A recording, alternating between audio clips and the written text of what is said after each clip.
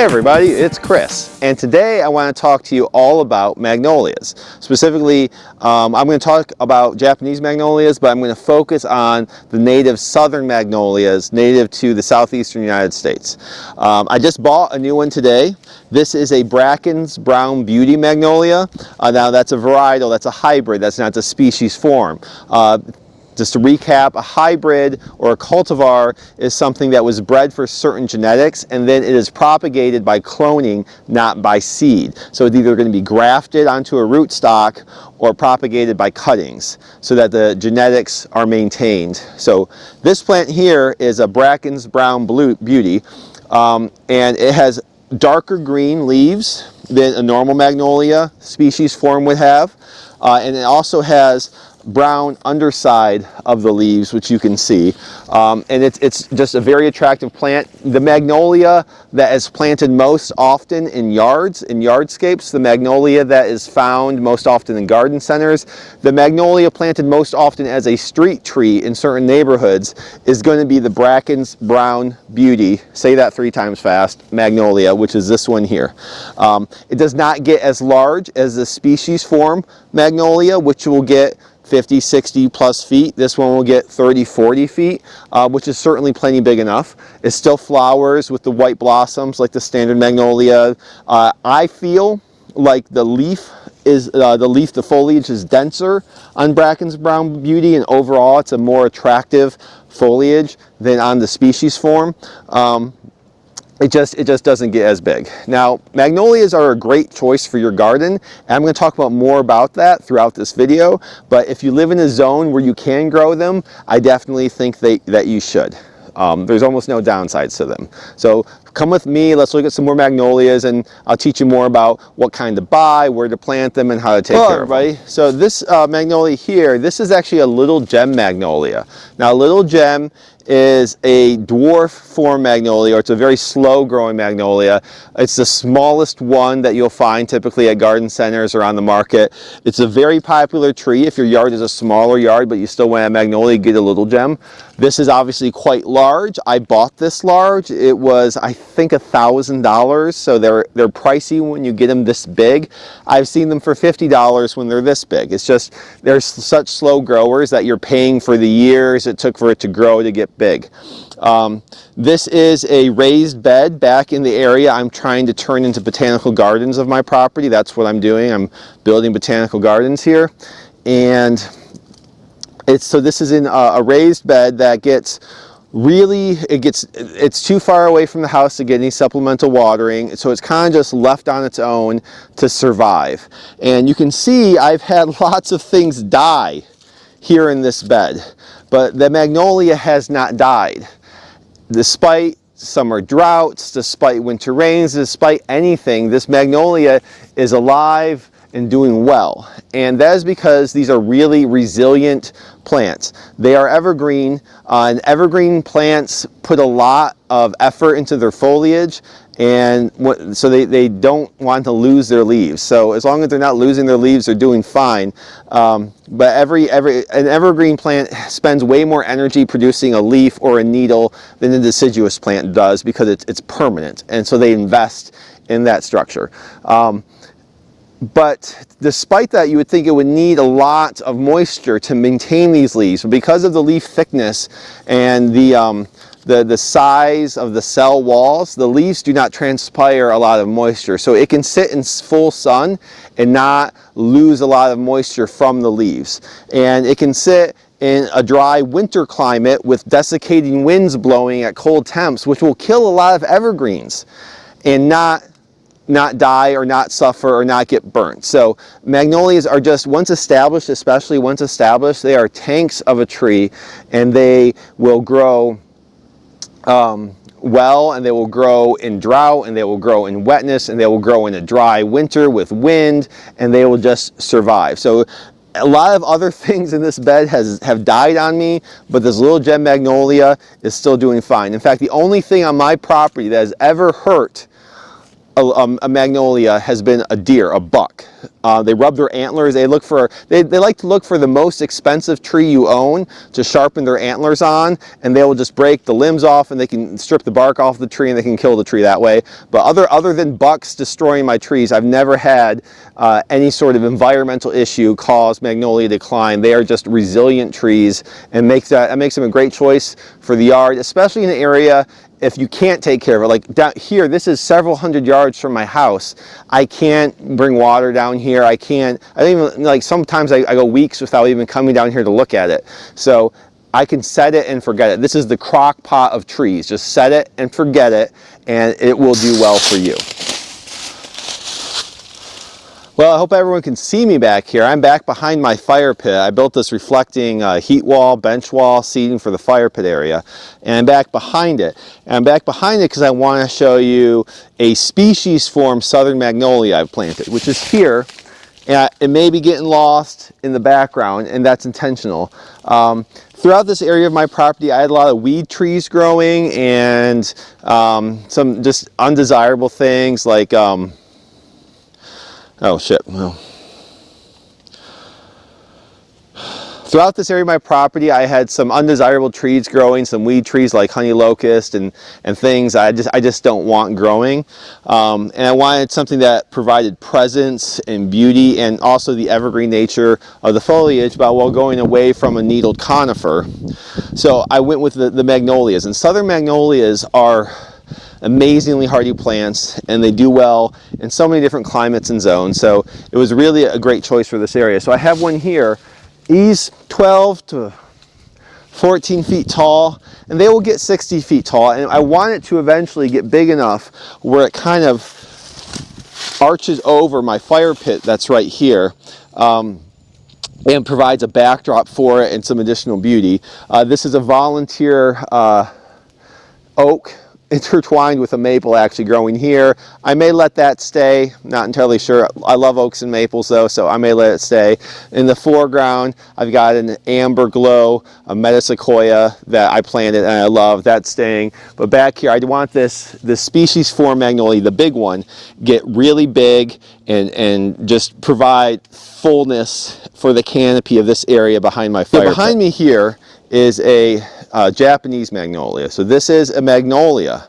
However, it's different than the southern native magnolias that we have here in the United States. The main difference between the Japanese magnolias and our magnolias is that the Japanese ones are deciduous. So this plant will lose its leaves. It's already starting to lose its leaves for the fall, and it will leaf out again in the spring. However, before it leaves out, it will bloom. And sometimes they're called tulip trees as well because the flowers can look a little bit like tulip, but this will be absolutely covered with pink blossoms, about the size and shape of a tulip blossom, all over the tree. And when the flowers fade, it will then leaf out. So set back by the house here with all the stone, this is going to be a giant display of nothing but pink blossoms in early spring, and it's striking, and they always get a ton of attention, and they're very dramatic in the garden. This is a Jane magnolia, Jane, like the woman's name Jane, and the entire popular series that you'll find in garden centers of Japanese magnolias tend to be named after girls. The girl named, it's a whole series. This one is a Jane magnolia. It's been in the ground 3 or 4 years. It's putting on good growth. It's pretty happy here. This area tends to be a wetter area of my garden because of the runoff from the house. It doesn't drain very well. The subsoil got compacted during construction. So it's enjoying it here. Magnolias, I have found, especially the Japanese magnolias, they like it a little wetter. This is just my own personal experience. They like moisture in the soil. I have another Jane magnolia planted in a drier area of my yard that is not doing as well as this one. So I would definitely recommend planting them somewhere that the soil stays a little moister. The only problems I've ever had with these plants is certain times of year I've noticed some degree of powdery mildew on them, some fungus issues. Never enough to hurt the plant, kill it, or cause it to seriously decline. Just a little unsightliness with the leaves. Other than that, no problems at all. Deer leave them alone. And they just produce a brilliant show in the spring. But again, those are the Japanese magnolias that are deciduous not the evergreen magnolias, the Southern Magnolias that are native to the United States. Now over here, we have a Bracken's Brown Beauty Magnolia, another one. This one's been in the ground for 3 years maybe. As you can see, this year specifically, as I was just talking about, I had deer come and damage this. So you can see it's got some broken limbs on it. Some limbs have fallen down here. This was all done by a deer trying to sharpen his antlers. Luckily, he did not damage the trunk too much, so the cambium layer of the trunk is in good shape, and this tree will survive so long as there is not more deer damage done to it. But you can see it was probably about this tall when I planted it. In 3 years, it's doing a foot plus per year, and eventually this will get 30 feet, 40 feet, and it will fill this space. And they're just lovely plants with the glossy evergreen leaves that can really frame out and provide a backdrop for a garden. The foreground here is going to be ornamental beds of shrubs and flowers, and the magnolia will provide a backdrop to that at the entrance to what is going to be my botanical gardens that I am creating. So they're not the cheapest plants. You can find these for $100 to $200 in the 5 to 6 foot tall range. More expensive places, sometimes more. If you want it 6, 7, 8 feet tall, you could be paying into hundreds of dollars, and I've paid as much as $1,000 for a really big one before. But they're definitely worth it. They're great trees, especially if you have the space for them. And the only issue that some people don't like are these leaves. The leaves are thick. I've heard complaints from people, not me, because I don't live in an area like this, where they can clog storm sewers, and people mow over the fallen leaves when they drop their leaves, and they complain like it's rough on their lawnmower. I don't really see how it could be much more rough than anything else, really. But I think those are minor complaints. The thickness of the leaves is really a desired trait of the tree. What makes the tree so beautiful is how thick the leaves are. And yes, they're thicker when they fall down too, and they're harder to deal with, but you don't get these beautiful thick foliage situations without it's like a double-edged sword, I guess, right?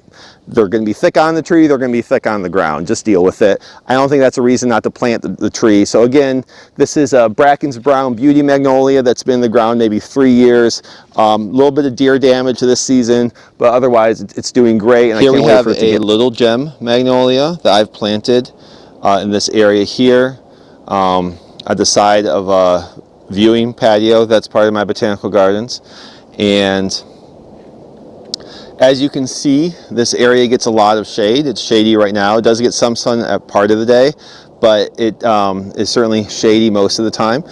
I paid, as you can see on the tag, $72 for this tree, and that was, I think, 1 or 2 years ago, and it's already put on some good growth. Granted, I have it planted in extremely fertile soil. This is mushroom compost all through here that I had trucked in, so it's planted in extremely fertile soil. So it might not grow that fast in a regular soil, but it's growing really well here for me.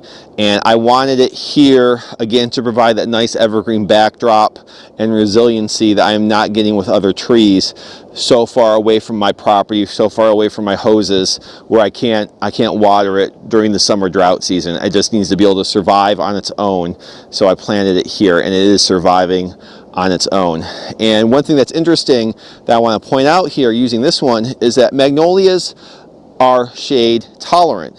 They can go in the full sun, they enjoy full sun, but they are a shade tolerant plant. And one of the ways that you can tell is when you look at a magnolia tree, look at the inside of the tree, look at the inside branches, look at the lower branches. The lower branches and the inner branches are going to never see sun because the rest of the tree shades the middle of the tree, and yet the middle of the tree is still covered in leaves. Now, if you think about a maple or an oak or things like that, the leaves are on the canopy. They're on the outside of the tree. On the inside of the tree, they don't have foliage anymore because for those trees, the leaves need access to sunlight. Magnolias can grow in shade because you can tell because the inner part of the tree is always shaded and will still have foliage happily growing. So they are an incredibly flexible plant. You can plant this tree in a shady part of your yard, in a sunny part of your yard, in a dry part of your yard, in a wet part of your yard. It's really adaptable. It really doesn't care.